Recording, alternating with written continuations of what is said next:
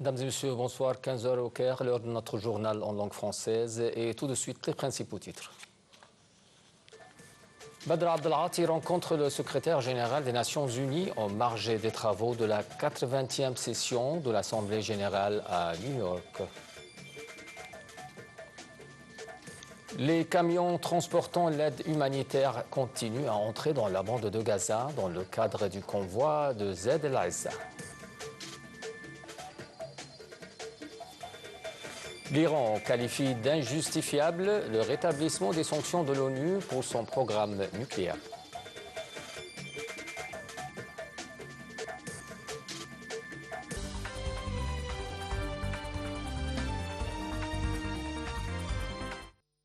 Et à l'une des actualités, le ministre des Affaires étrangères, Dr Badr Abdelghati, a souligné lors d'une rencontre avec le secrétaire général des Nations Unies, Antonio Guterres, la nécessité de poursuivre les efforts pour parvenir à un accord de cessez-le-feu dans la bande de Gaza et l'acheminement de l'aide humanitaire sans entrave. Cette rencontre a eu lieu en marge des travaux de la 80e session de l'Assemblée générale de l'ONU à New York.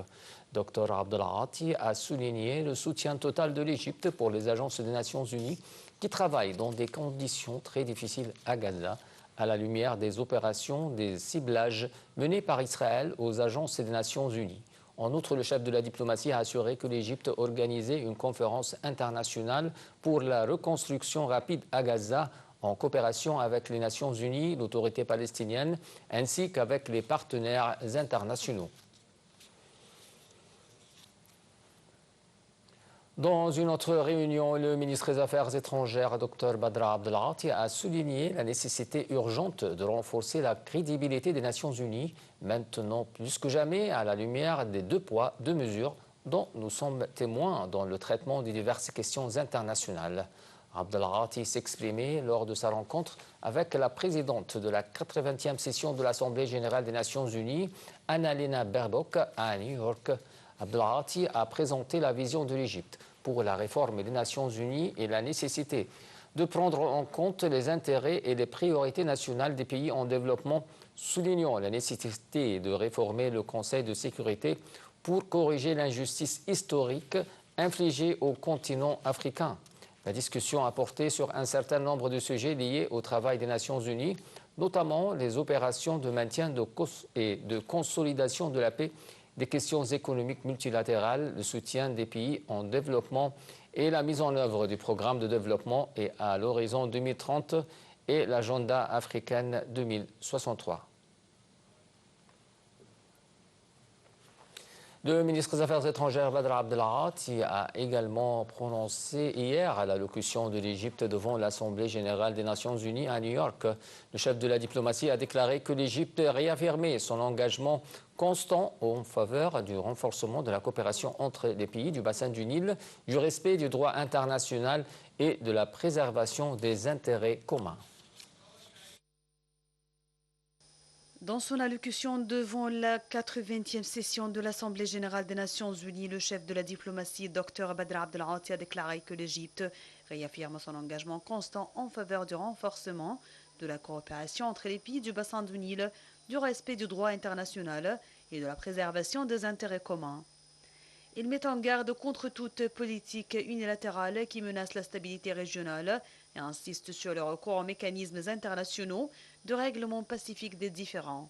Selon lui, l'Égypte souligne l'urgence de réformer le système de financement international afin de garantir une représentation équitable des pays en développement, répondre au poids croissant de la dette et mobiliser les ressources nécessaires au développement durable. Selon lui, l'Égypte rappelle également ses efforts pour le climat à travers la COP27 et insiste sur la nécessité pour les pays industrialisés de respecter leurs engagements dans un esprit de justice et de responsabilité partagée. Sur la situation régionale, l'Égypte dénonce les violations continues contre le peuple palestinien et rejette tout projet visant à le déplacer, considérant cela comme un crime de purification ethnique. Elle réaffirme son attachement à la solution des deux États sur les frontières de 1967 avec Jérusalem-Est comme capitale de l'État de Palestine. Dr Abdelghati a souligné qu'en parallèle, l'Égypte poursuit ses efforts pour parvenir à un cessez-le-feu durable dans la bande de Gaza, faciliter l'acheminement de l'aide humanitaire et protéger les civils. Enfin, selon le chef de la diplomatie, l'Égypte insiste sur la nécessité de régler les crises régionales, y compris au Soudan, par le dialogue, le respect, la souveraineté nationale et la lutte contre le terrorisme afin de garantir la sécurité et la prospérité des peuples de la région.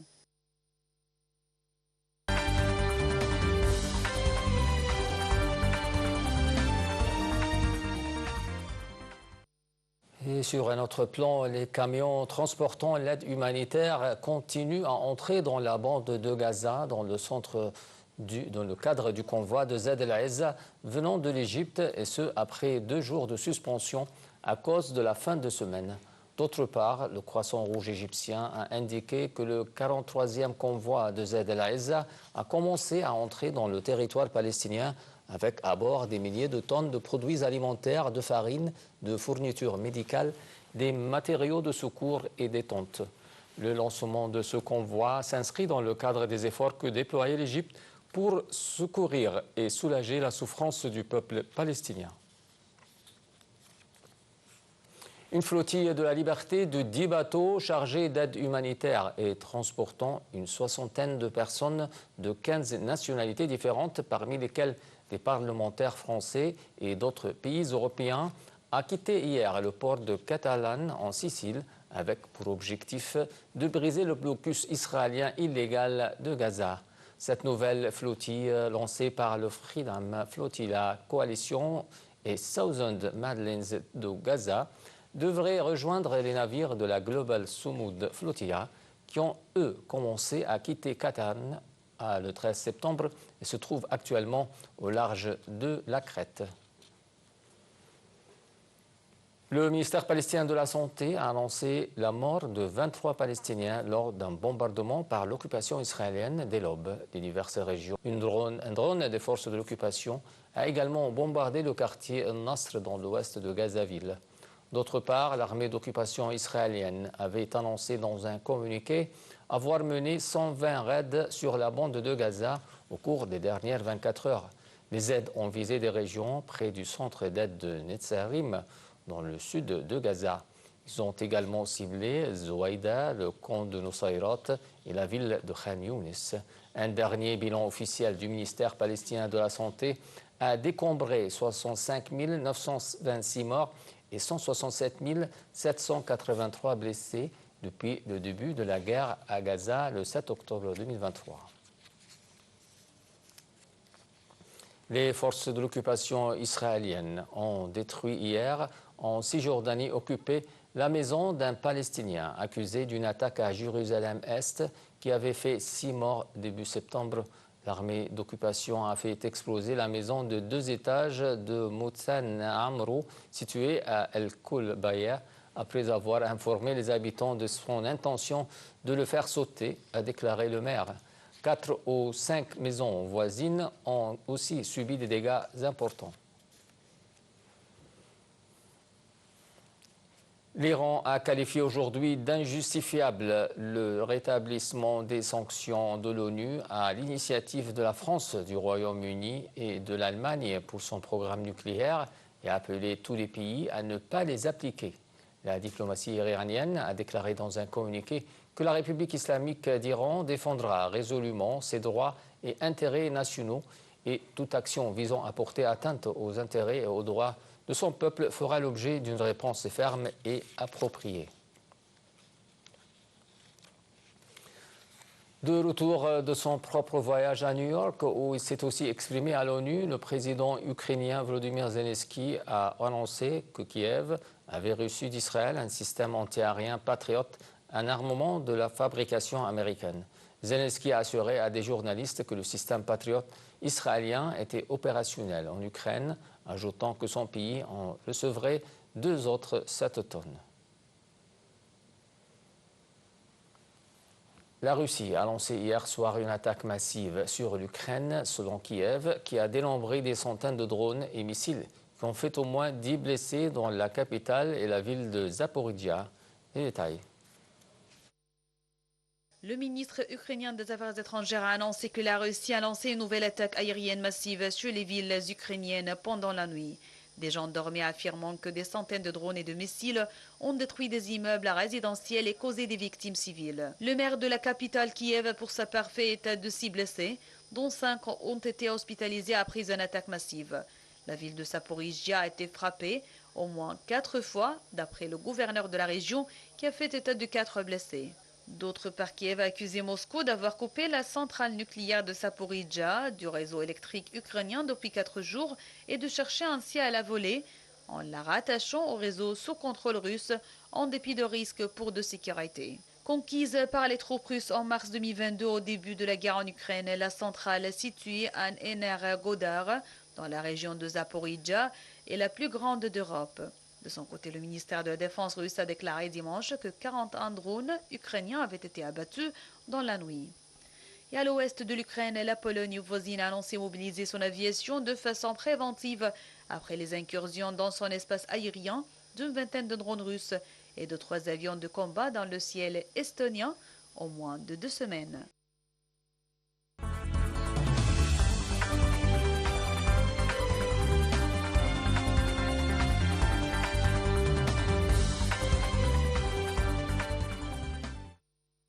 Passons au sport où l'Espagnol Marc Marquez a décroché son 7e titre mondial en MotoGP en terminant 2e du Grand Prix.